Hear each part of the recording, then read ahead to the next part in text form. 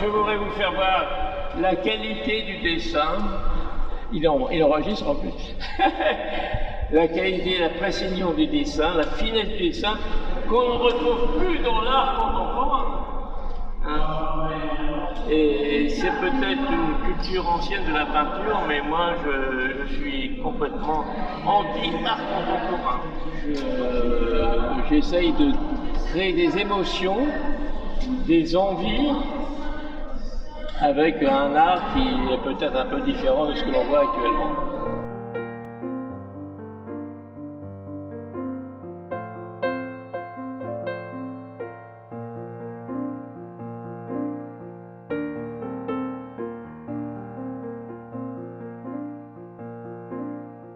Mais l'art est toujours différent de...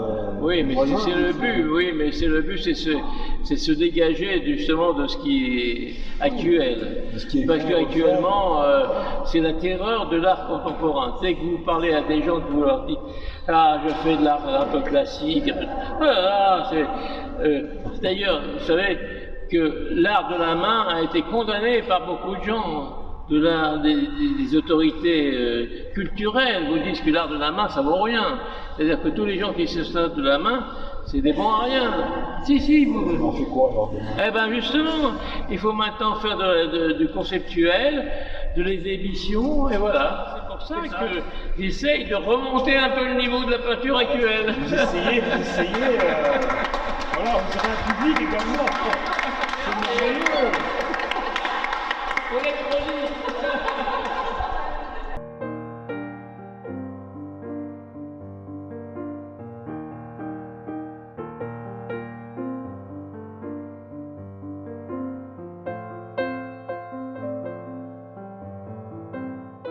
Vous avez ici un exemple de ce que je condamne. Oui. Vous avez ici une exposition qui a été tenue au Louvre, enfin une partie d'exposition, par un certain Jeff Koons. Vous voyez, dont la production est ici. Jeff Koons qui fait des dadas, des jeux.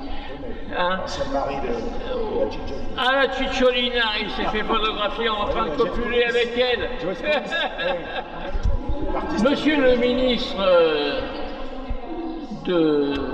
En mode Ali, là, de la culture, qui s'appelait à l'époque Ayagon. Il s'appelait comment? Ayagon. Ayagon. Moi je l'appelais Ayagon. Ah, Jean-Jacques Ayagon. Ouais. D'accord. Moi je l'appelle Ayacon. C'était à quelle époque? Oh, c'était sous Chirac. Ce monsieur Ayagon a donné la possibilité à monsieur Jeff Koons d'exposer dans les salons de Versailles. Alors vous voyez, il nous a exposé un magnifique homard. Si vous trouvez que ça c'est de l'art, moi je veux bien, mais enfin, j'en suis pas convaincu. Et alors, vous voyez, le thème du tableau est quand le connard plutôt, dit contemporain, pousse le grand art à prendre la mouche, celle-ci n'est pas que les vrais génies. Alors vous voyez, il est arrivé que sur le fameux James Cook, il est arrivé des mouches à merde, comme je vous dis, hein, parce que vraiment, ce que fait James Cook, c'est de la merde, hein, il faut le dire franchement. Hein. Et à côté, vous avez tous les génies, enfin pas tous les génies, mais une bonne partie des génies qui sont là. Vous avez Anton Dyck, vous avez Vincé, vous avez une des rares femmes peintres qui s'appelle Artemisia Gentileschi. Vous avez Dürer, vous avez Goya, vous avez comment il s'appelle, Tintoret, et derrière, je me rappelle son nom. Dali. Courbet. Et puis là, au fond, Dali. D'accord. Voilà. Et alors, je mets ici stop à l'art de bazar. Qu'est-ce que vous voulez? Vous croyez que ça, c'est pour de l'art, ça? Une langouste pendue au plafond de Versailles? Non, franchement.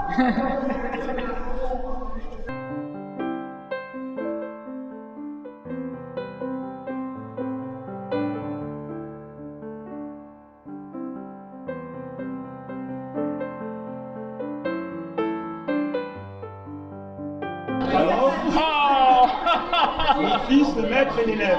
Voilà. La trilogie. La trilogie. La trilogie, oui. La chapelle des pénitents blancs. Merci, messieurs les artistes. Ciao. Comme on dit, salut l'artiste. Merci.